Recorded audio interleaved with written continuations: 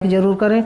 और दोस्तों अगर आपने अभी तक अमरेश एसी टेक चैनल को सब्सक्राइब नहीं किया है तो नीचे लाल कलर का सब्सक्राइब का बटन है, उसे दबाकर सब्सक्राइब कर लें और बेल आइकन को प्रेस कर दें ताकि हमारे हर आने वाली वीडियो की नोटिफिकेशन आपको सबसे पहले मिल सके, क्योंकि दोस्तों हम आपके लिए ऐसे यूजफुल वीडियो हमेशा लेकर के आते रहते हैं। तो दोस्तों आज के लिए बस इतना ही था। अगले वीडियो में फिर जल्दी ही मिलते हैं एक नए टॉपिक के साथ।